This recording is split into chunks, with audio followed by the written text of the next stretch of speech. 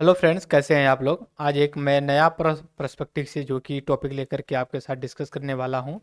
थोड़ा सा इसमें सब्जेक्टिव होगा और ये आपका ऐसे और मेंस आंसर राइटिंग के लिए काफ़ी यूजफुल होगा।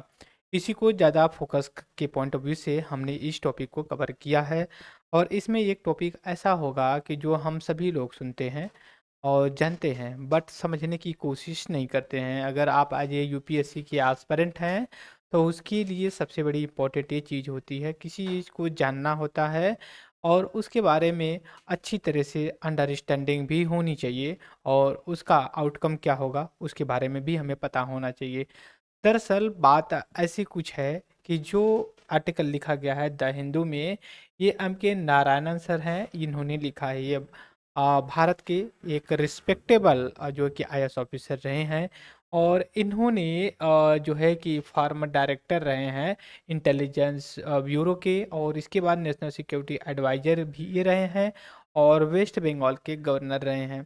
तो इस बात से अंदाज़ा लगाया जा सकता है कि एम के राघवन सर जो एम के नारायणन सर हैं, ये कितनी अहमियत रखते हैं इस आर्टिकल को लिखने के बाद।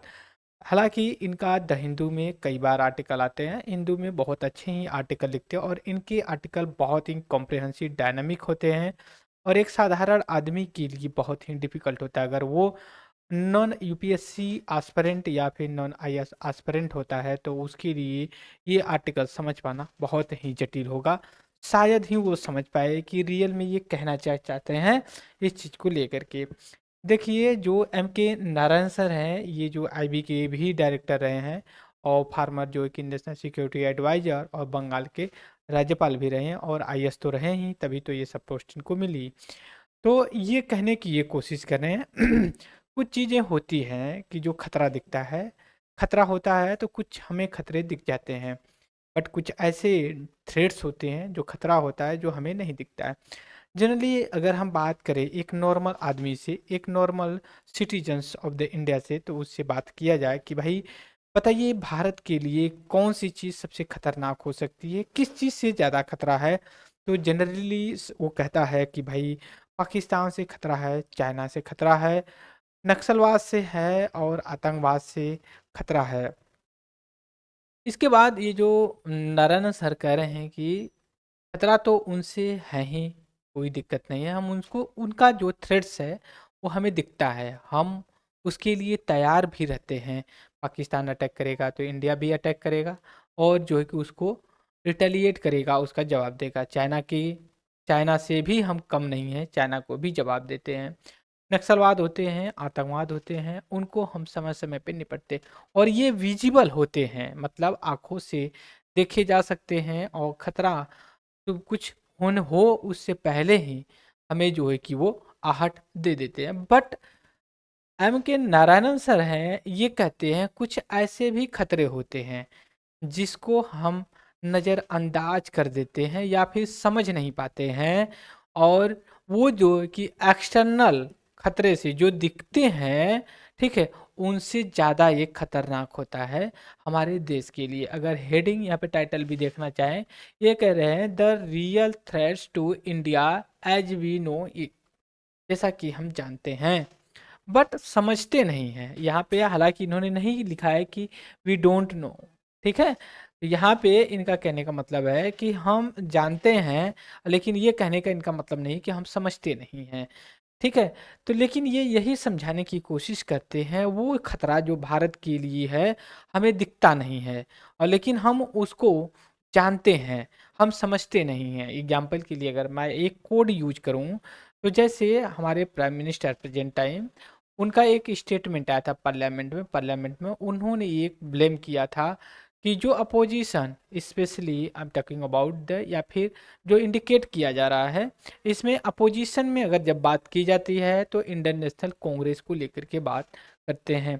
कहा जाता है कि जब ये हम इनकी बातें करते हैं तो वो कहते हैं कि कांग्रेस ने नॉर्थ साउथ, तब उत्तर और दक्षिण में भारत को विभाजित कर दिया है, ठीक है। तो इस स्टेटमेंट का अब एक नॉर्मल आदमी अगर समझने की कोशिश करेगा तो कहेगा कि बात तो सही है, क्योंकि जो साउथ के लोग हैं एक अलग कल्चर है, नॉर्थ के लोग हैं एक अलग कल्चर है। क्या कांग्रेस इसके पीछे जिम्मेदार है, या फिर ये आप कहना चाहते हो कि वास्तव में नॉर्थ साउथ डिवाइड है या भी नहीं है? ये तो समझने और जो कि उसको फॉलो करना और कितनी पैरामीटर पे ये खरा उतरता है इस चीज़ को लेकर के। अब इस आर्टिकल में नहीं कहा जा रहा, मैं बताता हूँ अब। दरअसल अगर मान लीजिए कि अगर डिवाइड हुआ है नॉर्थ साउथ में, तो कांग्रेस ने किया है या प्रकृति ने किया है? ट्रॉपिक ऑफ कैंसर हमारे 23.5 डिग्री से नॉर्थ से गुजरती है, जो इसको माना जाता है कि पूरे भारत को लगभग, अप्रोक्सीमेटली नहीं, लगभग जो है कि आप ये कह सकते हो कि नॉर्थ साउथ में डिवाइड कर दिया क्लाइमेट के आधार पे। लेकिन आप ये कहे कि नहीं, कांग्रेस ने इसको डिवाइड किया है क्लाइमेट के आधार पे, जियोग्राफी के आधार पे, तो ये तो गलत होगा। दूसरी चीज़ है कि अगर आप कहते हैं कि डिवाइड किया है तो किस आधार पे किया है, यह भी आपको बताना चाहिए। यहाँ पे नॉर्थ साउथ से ज़्यादा कोई मतलब नहीं है, सबका अपना अपना कल्चर है। अगर इस तरह से डिवाइड करने की बात करें तो आप देखेंगे नॉर्थ ईस्टर्न इंडिया कंप्लीटली एक अलग थलग तरीके का कल्चर है, फिर भी वो भारत के अभिन्न पार्ट हैं। हालांकि कभी कभी वो अलग होने का भी इल्ज़ाम लगाते हैं कि नहीं, भारत के से तो हैं बट हम भारत से पूरी तरह से कटे हैं। तमिलनाडु की बात करें, तमिलनाडु वास्तव में एकदम साउथ इंडिया का पार्ट है, लेकिन तमिलनाडु के बहुत से ऐसे ब्यूरोक्रेट्स, लीडर्स, ऐसे इंटेलेक्चुअल लोग हैं जो विश्व में ही नहीं, भारत में ही नहीं, पूरे विश्व में कंट्रीब्यूशन किया है। और उसका कंट्रीब्यूशन जो रहा पूरे भारत को, जो कि इन्फ्लुएंस किया। ठीक है, अगर मैं गलत नहीं हूँ तो MS स्वामीनाथन सर रहे। तो वो जो कि ग्रीन रेवोल्यूशन, देखिए आर्टिकल में नहीं लिखा है, मैं जस्टिफाई कर रहा हूँ कि नॉर्थ साउथ डिवाइड है या नहीं। क्योंकि MS स्वामीनाथन रहे हैं, ये दरअसल देखिए साउथ इंडिया से बिलोंग करते थे, लेकिन इन्होंने ग्रीन रेवोल्यूशन लाया और नॉर्थ इंडिया में ग्रीन रेवोल्यूशन ऐसा सक्सेसफुल रहा, ना केवल नॉर्थ इंडिया को बल्कि साउथ इंडिया को भी रिक्वायरमेंट जो थी उसको पूरा किया और विश्व को भी किया। दूसरी तरफ एक रहे हैं लालजीत सिंह, जो उत्तर प्रदेश जौनपुर डिस्ट्रिक्ट से आते हैं। वो कहा जाता है कि वो इंडिया में फिंगरप्रिंट DNA के जो है कि प्रमाणकर्ता थे। उन्होंने हैदराबाद में बहुत दिन तक काम किया, तो उन्होंने केवल नॉर्थ इंडिया के लिए जस्टिफाई नहीं किया, ठीक है, इन्होंने साउथ इंडिया के लिए भी जस्टिफाई किया। अब आते हैं इस आर्टिकल में ये बोलने की कोशिश कर रहे हैं, थैंक्स टू कॉन्स्टिट्यूशन मेकर, जो हमारे संविधान को बनाए।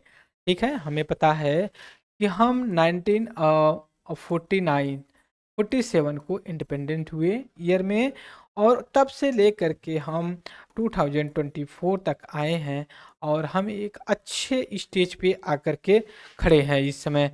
हम जब आज़ाद हुए तो जब हम रिटर्न कॉन्स्टिट्यूशन यूनिवर्सल यूनिवर्सल जो है कि वोटिंग राइट की बात की है, तो बहुत से देशों ने मुस्कुराए, बहुत सी अलग अलग तरीके की बातें कहीं, बट उन लोगों को हम झूठे ठहराए और हम अपने मकसद में कामयाब हो पाए। दूसरी तरफ यह भी है कि ये थैंक्स बोलते हैं क्योंकि देखिए जो हमारा कॉन्स्टिट्यूशन है, कॉन्स्टिट्यूशन में कुछ ऐसी चीज़ें लिखी गई हैं उसको मिटाया नहीं जा सकता। जैसे अगर मैं बात करूं, fundamental right, DPSP, fundamental duty, parliamentary form of government, electoral system, independence, constitutional body की अगर हम बात करें, ये कुछ ऐसे हमारे प्रिंसिपल्स हैं जो कॉन्स्टिट्यूशन में मेंशन किए गए हैं, कि जिसमें आप ये कह सकते हो कि संविधान ने एक ऐसा स्ट्रक्चर प्रोवाइड किया। इंडिया आज 70-75 साल हो गया, स्टैंड है आने वाले 70 सालों में भी देखा जा रहा है कि जो है कि हिलने वाला नहीं है, जैसा है वैसा ही आगे ये विकास करेगा। बट यहाँ पे ये कहते हैं बस सिचुएशन कुछ अलग तरीके से भारत के लिए एक खतरा इंडिकेट करती है। जैसे prime minister of India mister Modi ने कहा, नॉर्थ साउथ डिवीजन। दूसरी तरफ पॉलिटिक्स, जब चुनाव होने वाले होते हैं तो चुनाव को पोलराइजेशन करना, जैसे 2024 का इलेक्शन बहुत ही क्रूशियल है। इसमें अंदाजा ये लगाया जा रहा है कि जो ये क्रूशियल इलेक्शन है तो इसमें पोलराइजेशन का काम चल रहा है। हालांकि पहले भी चलते रहे, लेकिन इस साल का जो पोलराइजेशन हुआ है रिलीजियस बेस पे, हिंदू मेजोरिटेरियन के आधार पे किया जा रहा है। जैसे राम टेम्पल का फॉर्मेशन किया गया, राम टेम्पल बनाया गया और मेजोरिटी ऑफ द इंडियंस जो इसका वेलकम किए, और ऐसा लगता है कि जो ये सिस्टम बना, जो राम मंदिर बना, इसका कहीं ना कहीं बेनिफिट होगा पॉलिटिकल जो प्रेजेंट टाइम में गवर्नमेंट। दूसरा जो पोलराइजेशन की बात कर रहे हैं, यूनिफॉर्म सिविल कोड की बात कर रहे हैं। पहला तो ये कह रहे हैं पोलराइजेशन में राम टेम्पल की बात कर दी है, ठीक है, राम टेम्पल की बात हो गई। दूसरा ये यूनिफॉर्म सिविल कोड की बात कर रहे हैं, यूनिफॉर्म सिविल कोड की जो आर्टिकल 44 में मेंशन किया गया है, ठीक है, इस चीज़ को लेकर के ये बात कर रहे हैं। तो बात ये है कि पोलराइजेशन किसी चीज़ को लेकर के करना ये देश के लिए खतरा है। यहाँ पे दो चीज़ें आप रियलाइज कर सकते हैं हम, ठीक है, मैं अभी आपके साथ शेयर कर रहा हूँ पोलराइजेशन को लेकर के। ये इंडिकेटर, जैसे मान लीजिए पहला इंडिकेटर आपको चल रहा है कि किस अपोजिशन जो होती है, ठीक है, अपोजिशन को ब्लेम करना कि भाई इन्होंने कुछ किया नहीं, कांग्रेस स्पेशली आज ये मतलब कंपटीशन देने के लिए कहा जाए तो वो यही है। दूसरा ये यहाँ पे पोलराइजेशन जो इनविजिबल थ्रेट्स है इंडिया के लिए, जनरली अब बात देखेंगे यूनिफॉर्म सिविल कोड को लेकर के, हमने लेक्चर भी रिकॉर्ड किया है, बात की है यूनिफॉर्म सिविल कोड को जो आर्टिकल 44 में आया। हर एक जो राइट विंग की political party uniform civil code की बात करते हैं, और ये कहीं ना कहीं भले ना चाहते हुए वे लेकिन मैसेज एक ऐसा जाता है कि यूनिफॉर्म सिविल कोड से जो मेजोरिटेरियन पॉपुलेशन है इंडिया की, उनका जो वर्चस्व माइनॉरिटी में जो पॉपुलेशन उन पे आ जाएगा, इस कॉन्टेक्स्ट में लेकर के बात कर रहे हैं। तीसरा अगर हम बात करते हैं जो ऑफिस ऑफ, ठीक है, ऑफिस ऑफ गवर्नर की होती है, गवर्नर की, राज्यपाल, ठीक है, राज्यपाल की। अब ऐसा भी देखा जाता है कि जो नॉन सेंटर, ठीक है, अगर हम बात करें ऐसे जो अपोजिशन रूल स्टेट होते हैं, वहाँ पे जो राज्यपाल गवर्नर होते हैं उनका कहीं ना कहीं ऐसा यूज होता है एज ये मतलब कि सेंटर के एजेंट के रूप में होते हैं, वहाँ पे डिसस्टेबलाइज करने का काम करते हैं। हालांकि अब ये एक नया टूल है वहाँ पे, ठीक, अपोजिशन रूल स्टेट में अब वहाँ के अनस्टेबिलिटी लाने के लिए गवर्नर के थ्रू। लेकिन अगर आज से मैं बात करूँ 5 साल 8 साल पहले की बात करूँ तो यूज होता था आर्टिकल 356, जिसमें प्रेसिडेंट्स रूल की बात की जाती थी, प्रेसिडेंट्स रूल की बात की जाती थी। तो इससे क्या हुआ, बहुत छीछालेदर हुआ, बहुत सी कमेटी रिकमेंडेशन लाई, बहुत से रिफॉर्म किए गए, बहुत सी चीज़ें आगे बढ़ाई गई। बट यहाँ पे जब हम लेकर के बात किए तो अब इसका बहुत कम यूज होता है। अब ऑफिस ऑफ गवर्नर का यूज बहुत लार्ज लेवल पे करते हैं। दूसरी तरफ यह भी बात करते हैं कि इन सभी चीज़ों से देखिए, और चौथा जो पॉइंट ऑफ व्यू है वो जो आता है वन नेशन, ठीक है, वन नेशन वन इलेक्शन की जो बात आती है, इसको लेकर के देखिए ये जो सभी चीज़ें हैं इससे कहीं ना कहीं पोलराइजेशन और जो फेडरलिज्म का सिस्टम है वो कहीं ना कहीं खत्म हो रहा है। फेडरलिज्म का मीनिंग ऑफ द फेडरलिज्म की अगर हम बात करते हैं यहाँ पे लेकर के, जैसे कह रहे हैं कि हमने क्या क्या बात किया, पोलराइजेशन कहते हैं कि जैसे मैंने राम टेम्पल को लेकर के बात किया, दूसरा यूनिफॉर्म सिविल कोड को लेकर के बात किया, तीसरा जो गवर्नर की ऑफिस होती है उसका, चौथा जो आपका वन वन नेशन, ठीक है, one nation and one election की बात चल रही। इससे देखिए ये सभी चीज़ें हैं और इनसे कई चीज़ें, और एक चीज़ और आपको यहाँ जोड़ सकते हो, जो अपोजिशन है उनका उनका सस्पेंशन जो पार्लियामेंट में हुआ था, उन सभी चीज़ों को लेकर के ये है। अब इससे कई चीज़ें हो रही हैं, ठीक है, जैसे अगर मैं यहाँ पे आपसे बात करूँ तो जैसे वन नेशन वन इलेक्शन सही है, बट इससे क्या है जो रीजनल, ठीक है, रीजनल पॉलिटिकल पार्टी हैं वो पूरी तरह से ख़त्म हो जाएंगी। तीसरी चीज़ जो गवर्नर का है, गवर्नर का ऐसे क्या है, जो फेडरलिज्म का जो कॉन्सेप्ट है ये खत्म हो जाएगा। ठीक है। तो अब यहाँ पे हमें ये एक्स्ट्रा समझने की बात है कि वन नेशन वन इलेक्शन का मतलब क्या होता है। One election one nation one election का मतलब है Lok Sabha and state legislative assembly का इलेक्शन टुगेदर, मतलब एक साथ करवाना, पहली चीज। फेडरलिज्म का बात ये होता है, फेडरलिज्म का मतलब ये होता है division of the power, division of the power की बात करिए या फिर ड्यूटी की बात करिए। जैसे हमारे संविधान में 12 अनुसूचियां हैं, कितनी हैं? 12 हैं। इसमें से जो 7वीं अनुसूची है ये एक कहती है डिवीजन ऑफ द सब्जेक्ट की बात करती है, जिसमें यूनियन यूनियन लिस्ट की बात करते हैं, ठीक है, पहला चीज। और दूसरा चीज कहते हैं स्टेट लिस्ट की बात करते हैं, और तीसरा कॉन्करेंट लिस्ट की बात करते हैं। यूनियन लिस्ट पे केवल गवर्नमेंट ऑफ इंडिया या यूनियन सरकार कानून बना सकती है। स्टेट लिस्ट पे स्टेट गवर्नमेंट बना सकती है। कॉन्करेंट पे सेंटर एंड स्टेट यूटी दोनों लोग बना सकते हैं। ये ऐसा कॉन्सेप्ट है लेकर के। तो जो ये आर्टिकल लिखा गया है, अगर मैं बात करूं एम के नारायणन सर का लेकर के, ठीक है, बहुत अच्छा आर्टिकल इन्होंने लिखा है। लेकिन देखिए इसमें क्या है कि ये हमें समझने की बात है, हमें ऐसे इंटरव्यू में काम करेगा कि वास्तव में जब हम किसी चीज़ को पोलराइज करते हैं तो उसका आउटकम क्या होगा। ये बहुत ही सेंसिटिव मामला है कि जब आप ऐसी चीज़ें करते हैं जो संविधान का जो फीचर्स है या फिर यूनिकनेस है वो खत्म या फिर खतरे में पड़ जाए, तो उस चीज़ को लेकर के करते हैं। तो आज के लेक्चर ये जो था हमारा, वास्तव में एक ऐसी तरह से या फिर ऐसे पॉइंट ऑफ व्यू से मैं आपको समझाना चाह रहा था, बताना चाह रहा था। कुछ चीज़ें ऐसी होती हैं जो देश के लिए खतरा होता है वो दिखती है, बट कुछ चीज़ें ऐसी होती हैं कि खतरा होता है बट हमें दिखता नहीं है, हालांकि हम जानते हैं।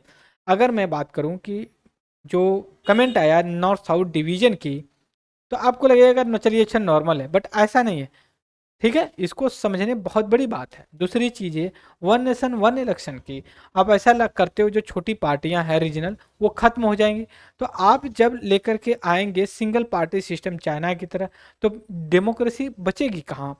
इसके बाद अब गवर्नर की यूज करेंगे, मिसयूज करेंगी पोस्ट को अपोजिशन रूल स्टेट में, तो वो भी तो कहीं ना कहीं फेडरलिज्म के फीचर्स को ख़त्म कर रही है। गवर्नर तो एक अपॉइंटेड है, ऐसा नॉमिनेटेड अपॉइंटेड है, इलेक्टेड तो नहीं है ना। इलेक्टेड तो गवर्नमेंट वहाँ की है, चीफ मिनिस्टर।